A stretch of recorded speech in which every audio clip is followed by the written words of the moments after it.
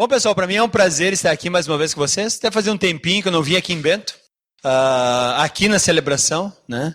Mas nesse tempo que eu tive de folga, eu pude ler bastante da Bíblia, pude orar. E é sempre um bom exercício a gente estar afiando a nossa conexão com a palavra. E aí, então, é disso que eu gostaria de falar um pouquinho hoje. De uma das passagens mais, talvez, intrigantes que nós temos no Evangelho. E está lá no Evangelho de Marcos, se você puder já abrir, no versículo 2. Nós vamos ler do versículo 2 ao do capítulo 2, versículo 1 ao versículo 12. Marcos, capítulo 2, versículo 1 a 12. Essa passagem ela é paralela em 3 evangelhos. Nós temos essa mesma passagem em Mateus, capítulo 9, e também em Lucas, capítulo 5. Mas eu vou usar o texto de Marcos, ok? Depois você pode até comparar nesses 2 textos que eu dei para você aí para dar uma olhada, tá? Então, o Evangelho de Marcos, capítulo 2, versículo 1, fala assim: Poucos dias depois, tendo Jesus entrado novamente em Cafarnaum, o povo ouviu falar que ele estava em casa. Então, muita gente se reunia ali, de forma que não havia lugar nem junto à porta, e ele lhes pregava a palavra. Vieram alguns homens, trazendo-lhe um paralítico, carregado por 4 deles. Não podendo levá-lo até Jesus, por causa da multidão, removeram parte da cobertura do lugar onde Jesus estava, e pela abertura no teto baixaram a maca em que estava deitado o paralítico. Vendo a fé que eles tinham, Jesus disse ao paralítico: Filho, os teus pecados estão perdoados. Estavam sentados ali alguns mestres da lei, raciocinando em seu íntimo: por que esse homem fala assim? Está blasfemando. Quem pode perdoar pecados a não ser somente Deus? Jesus percebeu logo em seu espírito que era isso que eles estavam pensando e lhes disse: por que vocês estão remoendo essas coisas no seu coração? O que é mais fácil dizer ao paralítico: seus pecados estão perdoados? Ou levanta-se, pegue sua maca e ande? Mas, para que vocês saibam que o Filho do Homem tem na terra autoridade para perdoar pecados, disse ao paralítico, eu lhe digo, levante-se, pegue sua maca, vá para casa. Ele se levantou, pegou a maca e saiu à vista de todos, que atônitos glorificavam a Deus, dizendo, nunca vimos nada igual. Essa passagem ela é emblemática pela dramaticidade que aqui nos é apresentada. Imagina você que Jesus estava pregando em Cafarnaum, na cidade onde ele usa de base, né? E quando Jesus começa seu ministério, a base dele é essa cidade de Cafarnaum, e não Nazaré, a cidade onde ele cresceu. Mas ele está ali, e é muita gente ao redor dele. E imagina ele estar num lugar com uma porta relativamente estreita, difícil de ser acessada, porque tem uma multidão ali ao redor. E essa multidão então está olhando a Jesus fazendo alguma coisa e chegam 4 homens carregando um amigo paralítico. E aí eles dizem, temos um problema, como vamos passar? Provavelmente ele estava numa maca, numa espécie de esteira, e eles disseram, não tem como a gente atravessar, é muita gente, não tem como jogar na porta. Aí eu não sei se um deles ou todos, enfim, eles tiveram uma ideia inovadora. Eles disseram, vamos fazer o seguinte, vamos tirar o telhado e vamos baixá-lo por cima até a frente de Jesus. E aí Jesus vai poder curá-lo. Tá, eles arquitetaram a ideia e colocaram o plano em ação. Então imagina que tem um monte de gente ao redor de Jesus, de repente começa a sair o telhado, o pessoal olha para cima, tipo, o que está acontecendo ali? De repente aparece uma esteirinha e eles vão baixando um paralítico até diante de Jesus. E aí Jesus olha e fica admirado e Jesus vê a fé que esses homens têm. Essa é a parte mais legal. E aí então o que ele diz? Filho, teus pecados estão perdoados.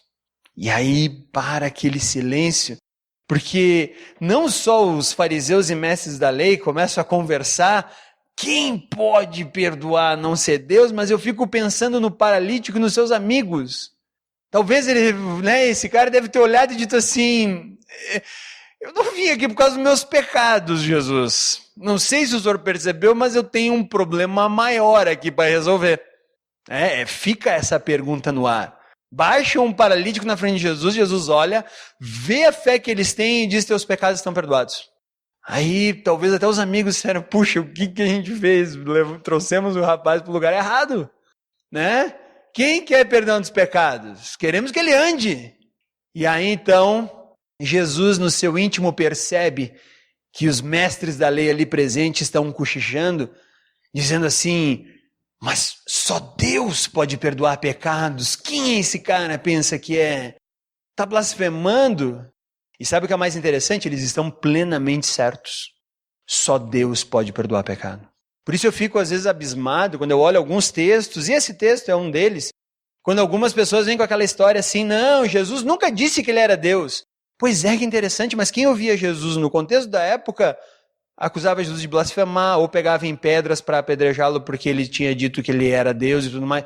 Então Jesus falou sim que ele era Deus. Nesse momento ele acabou de dizer isso.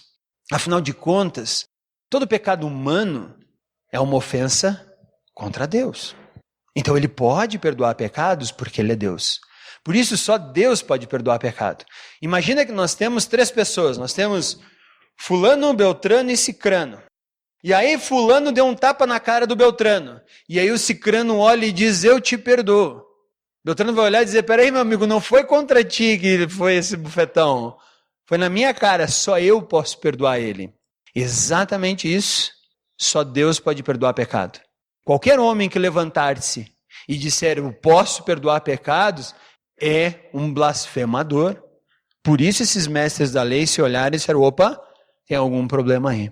E aí Jesus agora não se dirige mais nem ao rapaz que foi baixado paralítico, nem à multidão, mas aos mestres da lei que estavam pensando isso. E eles estavam pensando no seu íntimo, mas Jesus revela o pensamento deles, dizendo, por que vocês estão remoendo essas ideias? Eles devem ter se olhado, tipo, ele está sabendo o que a gente está pensando aqui, o que houve? Né? E Jesus diz, o que é mais fácil dizer? Levanta-te e anda? Ou os teus pecados estão perdoados? E essa é uma pergunta interessante, porque eu parei para pensar, eu sentei e eu fiquei pensando, o que é mais fácil falar? Se for falar, é mais fácil eu falar, teus pecados estão perdoados. Ninguém vai saber o que está acontecendo lá no céu. E as pessoas vão dizer, nossa, Edgar é um homem de fé. Mas ao mesmo tempo eu sou acusado de blasfêmia por causa disso. Ao mesmo tempo, para Deus é muito mais fácil dizer para uma pessoa, levanta e anda, pega a tua maca, vai para casa. Então é uma pergunta difícil que Jesus faz para que a mente deles comece a entrar em conflito. E Jesus diz assim, mas para que vocês saibam que eu posso sim perdoar pecados, porque eu sou Deus, eu digo para esse cara agora, levanta, pega a tua maca e vai embora. Vai para casa. E aí quando isso aconteceu, as pessoas ao redor começaram a glorificar a Deus, dizendo, nunca vimos nada igual. Nunca vimos nada igual. Quem é esse cara? Que agora perdoa pecados, manda paralíticos andarem e deixa essa confusão aqui no meio. Essa passagem é magnífica. Sabe por que essa passagem é magnífica? Porque eu tenho um pouco desse paralítico. Na verdade, eu tenho muito parecido com esse paralítico. Porque quando ele é baixado, ele vem até Jesus porque ele acha que ele tem um problema que não tem solução. É um problema grande. E talvez no seu íntimo esse cara esteja pensando assim, se eu andar, aí sim serei feliz. Se eu não tivesse essa condição de estar paralítico nesse momento, eu podia ter algum tipo de felicidade na minha vida. Mas eu não posso. Eu estou limitado. O texto não fala em que circunstância esse cara ficou paralítico, mas ele está nessa condição. E aí então os amigos viram uma solução. Vamos levar até Jesus. Afinal de contas, Jesus não cura todas as coisas? Claro que cura. Então vamos entregar ele na frente de Jesus. E daí quando eles baixam ele, e Jesus vendo a fé deles diz, filho, ele ficou na expectativa. É agora que eu ando. E Jesus diz, teus pecados estão perdoados. E ele deve ter dito assim, Jesus, eu não sei se tu percebeu, mas tem um problema maior aqui. E Jesus deve ter dito para ele assim, você não sabe de nada. Teu maior problema é a questão do teu pecado. Quando eu cheguei para Jesus, eu cheguei com uma lista de desejos. Uma lista de desejos de coisas que haviam me machucado, me maltratado, me levado a não confiar em ninguém. E eu tinha na minha cabeça tanta ingenuidade quanto esse rapaz paralítico aqui, que era o seguinte, Jesus, se tu resolver todas essas coisas aqui para mim, eu vou ser feliz. Eu vou estar bem.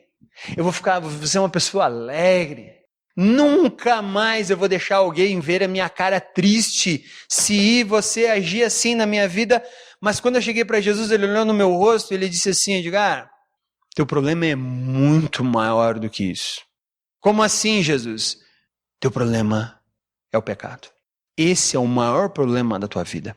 O maior problema da tua vida é que tu precisa ser liberto disso. E aí, através dos tempos que eu venho conversando e andando com Deus, eu tenho compreendido que realmente o meu maior problema é o pecado.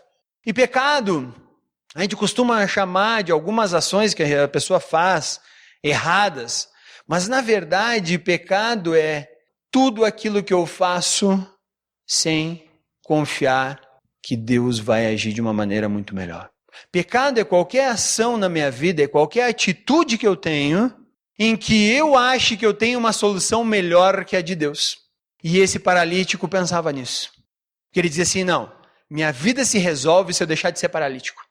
Quando eu estiver andando, dançando, pulando com minhas próprias pernas, vou poder trabalhar, vou poder andar atrás de pessoas, vou poder ser alguém, entre aspas, normal. E aí minha vida está resolvida, vou ser feliz. Só que se apenas isso acontecesse na vida desse cara, ele ia descobrir dentro de pouco tempo que as pernas não eram o principal problema da sua vida. Para um pouquinho e pensa no mundo. Quantas pessoas querem ganhar o mundo? E quantas pessoas já ganharam o mundo? Quantos conquistadores já venceram e tiveram nações aos seus pés? Quantas pessoas que querem ser famosas, de repente, ou pela música, ou pelo teatro, ou pelo cinema, ou por alguma coisa assim, se tornam extremamente famosas, a ponto de saírem em capa de revista, pessoas idolatrá-las. Quantas pessoas estudam tanto, se tornam mestres, pós-graduados, pós-doutorados de suas profissões, se tornam referência mundial nas áreas de conhecimento, dominam completamente a sua área de conhecimento a ponto de se tornarem referências, a ponto de ganharem prêmios de tanto conhecimento que têm. Quantas pessoas já ganharam tanto dinheiro que hoje, se quiserem, pode comprar algum país por aí? Pequeno, não do tamanho do Brasil, embora o Brasil daqui a pouco vai estar à venda. Mas quantas pessoas têm dinheiro suficiente para comprar um pequeno país e governá-lo? Quantos sheiks árabes têm o poder de comprar times de futebol? E compram, e jogadores de valores altíssimos, pensando que se tiverem qualquer uma dessas coisas, seus problemas serão resolvidos. Agora para um pouquinho e pensa se nós não temos algumas coisas em comum com esse paralítico. Nós não sabemos o nosso real problema. E muitas vezes, muitos de nós chegam a Jesus para resolver algum tipo desses problemas que são menores. E quando eu chego até Jesus, me ajoelho e digo, agora vai, Jesus olha e diz, filho, e eu olho e digo, pode entregar, teus pecados estão perdoados. Pô, Jesus, eu vim aqui para mais do que isso, né? Vim aqui para sair com uma alegria, um sorrisinho, tudo certo. Por isso que essa passagem mexe tanto comigo. Porque antes de entregar na mão desse rapaz aquilo que ele queria, na forma de graça única e exclusivamente de Deus, Jesus fez aquilo que ninguém pode fazer, nem eu mesmo por mim. Por que você veio até Jesus? Por que você se tornou cristão? Por que você se aproximou dessa cruz? Para que Jesus fosse um resolvedor de problemas, um milagreiro, porque essas pessoas ali estavam atrás do milagreiro. Elas não estavam atrás de Deus. É por isso que hoje, com até um pouco de tristeza, eu vejo algumas pessoas atrás do milagreiro, mas não atrás do Cristo que perdoa seus pecados. E aí então lota-se estádios e teatros e tudo que é tipo de coisa, porque essa pessoa é um milagreiro. Mas poucas pessoas querem ouvir de Deus, teus pecados estão perdoados. Eu quero ouvir o que eu tenho a ganhar. Qual é o meu lucro aí? O que eu levo? Posso andar? Não tenho as pernas? Posso andar? Não tenho dinheiro? Posso comprar? Não tenho tal coisa? Não tenho sabedoria? Posso saber? E aí Jesus diz, filho, teus pecados estão perdoados. Filha, teus pecados estão perdoados. Tem mais alguma coisa aí? Não sobrou nada mais do que isso. E nós vamos sentar lá barganhar com Deus. Porque você chegou perto da cruz. Talvez você tivesse algum pedido, você tenha algum pedido. Talvez, quem sabe, teu pedido até foi por graça e misericórdia como esse rapaz. Atendido. Ele queria andar. Seus amigos tiveram fé. Seus amigos o levaram até Jesus. Seus amigos arrancaram o telhado de onde estava Jesus. Seus amigos o baixaram ali. E Deus, no final, Jesus fala para ele, pode levantar, pode andar. Mas não pense que esse era o maior problema que você tinha. O maior problema que você tem é a grande ofensa que você fez a Deus. Você carrega o pecado. E esse pecado precisa ser eliminado. E a única forma desse pecado ser eliminado, essas pessoas aqui ainda não sabiam. Elas estavam no Antigo Testamento ainda, porque Jesus não morreu na cruz. Mas esse é o Novo Testamento, sim, mas Jesus não morreu na cruz. Então elas ainda criam que seus pecados eram levados na medida em que Deus olhasse para o sangue de cordeiros. Mas dentro em breve elas saberiam que seus pecados seriam perdoados porque Cristo morreu na cruz. Qual é o teu maior problema na vida hoje? Qual é a situação que está tirando o teu sono? Qual é a situação que te deixa angustiado? Qual é a situação que tem, talvez, preocupado a tua mente, a tua casa, a tua família? Nós estamos passando por um momento bem conflituoso no nosso país. Muitas pessoas estão sem emprego. Não sei, aqui em Bento, Caxias, tem sido uma realidade. Muitas pessoas têm procurado comida para comer. Muitas pessoas têm procurado roupa para vestir. Muitas pessoas ainda estão procurando vencer na vida. E para elas vencer na vida é qualquer coisa. Nosso maior problema é o pecado. E isso Jesus faz. É isso que ele veio fazer. Primeira coisa que Jesus veio trazer para nós é a esperança em que ele olha para nós e ele diz, filho, filha, teus pecados estão perdoados. Tá, mas e a comida? E o emprego? E o dinheiro? E tudo mais? Isso é uma graça que você vai ter que depender da ação de Deus. Porque às vezes eu considero que o dinheiro que eu tenho que ganhar é maior do que o dinheiro que Deus me dá. Quem aqui nunca teve um mês cumprido para um dinheiro curto? Eu já tive. Eu já tenho. E aí eu olho para Deus e digo, Deus, faltou dinheiro. Ele diz, olha, eu te dei o suficiente. Mas o suficiente não era o que eu queria. Ok?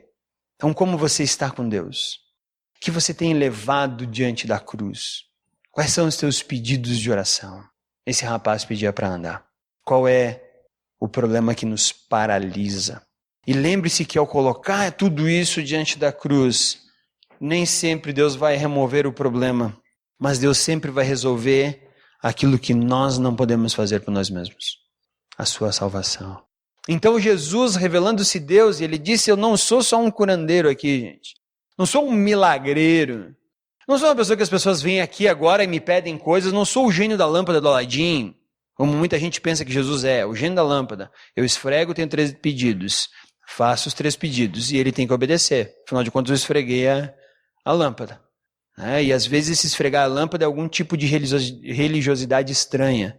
É pegar uma toalha, é passar por um portal, é andar no meio do sal, é fazer alguma coisa religiosa. É a mesma coisa que esfregar a lâmpada do gênio. E aí então Jesus sai, já que você fez a esfregada, já que você passou por aquilo onde te mandaram passar, usou o que te mandaram usar, e agora eu tenho 3 pedidos. Jesus não pode negar. Por quê? Porque eu esfreguei a lâmpada. E aí Jesus diz, eu não sou o gênio da lâmpada. Eu sou o Senhor que governa o universo. Eu não sou um gênio da lâmpada que está aí só para resolver pedidos. Eu sou aquele que vem livrar pecados. Mas, para que vocês saibam que eu venho para perdoar os pecados, e para aqueles mestres da lei ali, que naquele momento estavam duvidando, Jesus diz para esse cara, levanta e anda.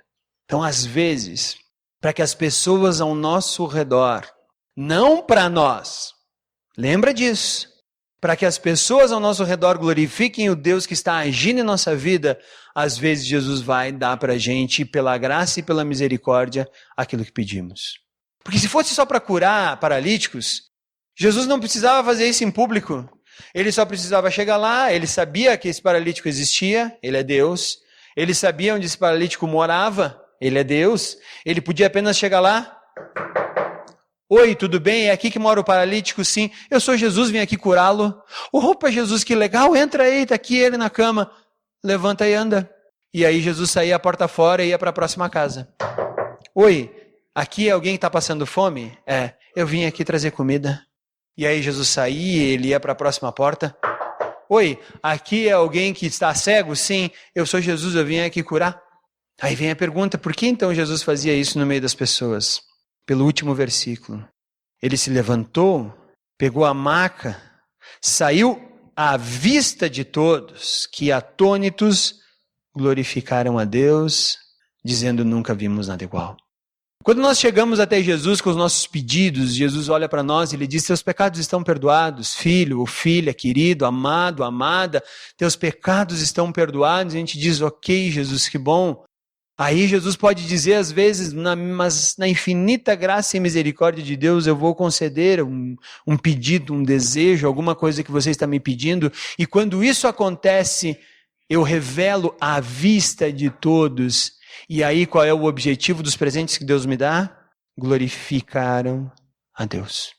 Todo presente que Jesus me dá, toda a graça que Ele me deixa receber do Pai, deve servir única e exclusivamente para a glória dEle, não para a minha glória. Por isso eu considero que foi uma graça eu poder ter comprado minha casa um pouquinho antes da época que eu casei. E a história da minha casa ela é uma história bem interessante, talvez algum de vocês conheçam, mas foi um presente mesmo que Deus deu. E daí eu olho e eu digo, Deus, isso foi uma graça e uma misericórdia. E Deus diz, sim, claro, eu sei. Vocês dois, uns pelados que não tinham nem eira nem beira, compraram uma casa em Caxias do Sul, bem localizada. Uau, que legal, que bom. Agora usem essa casa para minha glória. Ok. Então tá. Então a nossa casa vai ser usada para a tua honra e tua glória. Não é minha casa. É a casa que Deus me emprestou para usar. Até quando Ele acha que eu devo usar. Então tá lá. O pessoal pode usar, o pessoal pode abusar, o pessoal pode chegar. Muitas vezes a minha casa já foi lugar para peregrino. Muitas vezes minha casa já foi usada para gente que não tinha onde morar e estava esperando alugar alguma coisa em Caxias e a gente disse, pode vir. Muitas vezes nossa casa foi abrigo de estrangeiros. Tem coisas que só acontecem em Caxias. Nós já encontramos um peruano precisando de casa, um haitiano, um casal de haitianos precisando de casa, e ficaram lá em casa. E eu não falava nada, né, do crioulo dos haitianos na época, e também não falava muito do espanhol. Mas é isso aí. Essa casa serve para a honra e glória de Deus. Ela não é minha, ela é um presente que Deus deixou eu usar. E também meu carro não é meu. Porque se fosse meu, ele estaria inteiro, sempre limpo, e para entrar nele você tinha que botar uma pantufinha para não sujar o meu carpete, ia estar sempre com um cheirinho gostoso lá dentro. Mas não é de Deus, e às vezes Deus manda botar o carro no barro, manda botar gente embarrada para dentro, manda botar gente suja e fedendo. Tá bom, Deus, o carro é teu, tu dá teu jeito aí depois. Assim é com o nosso dinheiro. Nós lá em casa primeiro recebemos, juntamos num monte, e daí a gente conversa e diz, ok, isso vai para isso, isso vai para isso, isso vai para isso. Sobrou o quê? Bom, sobrou 50 pila cada um. Ok, querida, quer tomar um sorvete? Porque esse mês vai ser feia a coisa. Mas é isso aí, o dinheiro é dele. Então eu aprendi a usar o meu mês de acordo com aquilo que Deus tem para mim, e não o contrário. Às vezes eu usava o dinheiro até mesmo antecipado do mês da forma como eu achava que tinha que ser. E aí quando não entrava o suficiente eu reclamava com Deus, tipo, Deus, tu tá falhando na tua parte aí, hein, queridão? E aí? E aí Deus disse, não, você anda pela minha agenda e pelos meus compromissos, e aí você vai ver que tudo que eu te dou é mais do que suficiente para você viver e honrar a minha presença na tua vida. E as pessoas vão olhar para a tua vida e não vão enxergar um casal legal que controla todo o seu dinheiro, que é muito organizado. Não, vai achar um casal que diz assim, nossa, esses doidos aí dependem de Deus para viver, hein? Ok, é isso aí. Essa é a glória de Deus. É isso que nós precisamos manifestar mais. Até mesmo os nossos relacionamentos uns com os outros deveriam manifestar e glorificar a Deus. Paulo falou para a igreja de Corinto, disse assim, imagina que um visitante entra na reunião de vocês e aí vocês estão falando em línguas e estão ensinando a palavra e tudo mais. Essa pessoa vai sentar, vai olhar e vai dizer, eu não sei de nada do que os caras estão falando. E aí ela chega ali, não entendeu nada do que foi dito, sai sem nada. Então o que ela deveria ver no meio de vocês? O amor que vocês têm uns pelos outros. É isso que essas pessoas deveriam ver. Então tudo que alguém que entra por aquela porta pela primeira vez, meio estranho, tipo assim, que negócio é esse que está acontecendo, meio negócio dos crentes aí, né? Então vamos lá, vamos chegando devagarinho, vamos sentar, tá todo mundo sentado. Aí começa o louvor, bom, vamos ficar em pé, todo mundo ficando em pé. Se eu ficar sentado, vão me olhar, vão dizer, olha aí, ó, né? E aí o cara vai vir aqui, vai falar às vezes de um evangelho de Marcos, que eu nunca li o evangelho de Marcos na minha vida. Mas se nós nos armarmos suficientemente uns aos outros, ela vai dizer, olha, admito, esse gente é estranha, mas se ama. Gostaria de ter isso na minha vida também. Então vamos lá. Assim deveria ser quando chegam visitantes nas nossas células. Assim devia ser. Quando nos veem como casal, nossos vizinhos nos veem como casal, e vê que a gente é um casal normal, né? E esses dias a Simone até brincou, nós estava com visita lá em casa, nem lembro quem é que estava lá. E aí ela disse assim, e eu fui tomar banho e tal, e ela disse assim, mas seca bem a barriga, né? Eu disse, né? Por que seca bem? Ordem do governo, água parada em pneu, dá dengue. Se aproveita quando tem visita para não tomar porrada depois, né? Mas eu tenho boa memória, não esqueci. A volta está preparada. Mas tem que ver que a gente brinca, que a gente conversa, né? Que a gente age como gente normal e que glorificamos o Deus que está presente em nossas vidas. Meus amigos, eu não sei o que aconteceu com a tua cabeça quando você botou os olhos nesses versículos.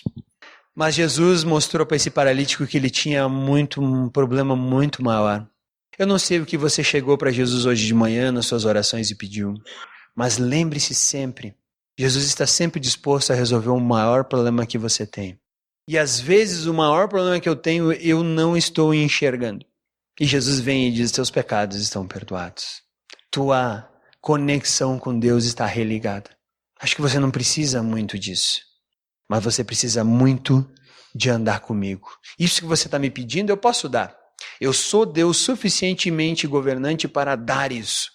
Mas vamos resolver antes do teu problema maior. Deus não é a lâmpada de Aladim. Mas ainda assim, é o homem, Deus, que se entregou para que nós tivéssemos acesso a Deus. Esse é o Jesus a que nós servirmos. Esse é a pessoa que disse, eu sou o bom pastor e eu dou a vida para minhas ovelhas. Vamos orar? Senhor Jesus, muito obrigado. Obrigado porque Tu és o Deus que diz que os nossos pecados estão perdoados. Tu és o Deus do amor, da graça e da misericórdia, que se encolheu tanto, como Paulo falou lá em Filipenses 2, que veio a ser servo, veio servir, veio entregar e derramar sua vida, e ainda faz isso. Tu não fez isso no passado. Todos os dias Tu derrama a Tua vida nas nossas vidas. E isso tem um objetivo, assim como teve para aquele paralítico aqui de Marcos 2. Para as pessoas olharem Tua presença em nossas vidas e glorificarem ao Deus que está ali. Não a nós seres humanos, não. Mas única e exclusivamente a Ti. O Deus que leva os nossos pecados e que na sua graça e misericórdia, nos permite desfrutar de Tua presença. Então, Deus, que nós sejamos servos e entendamos que aquilo que Tu vens fazer por nós é muito maior do que aquilo que pedimos. E ao mesmo tempo que possamos entender que tudo o que Tu fazes em nossas vidas serve para a tua honra, para a tua graça e para a tua misericórdia. É isso que nós pedimos, em nome de Cristo. Amém.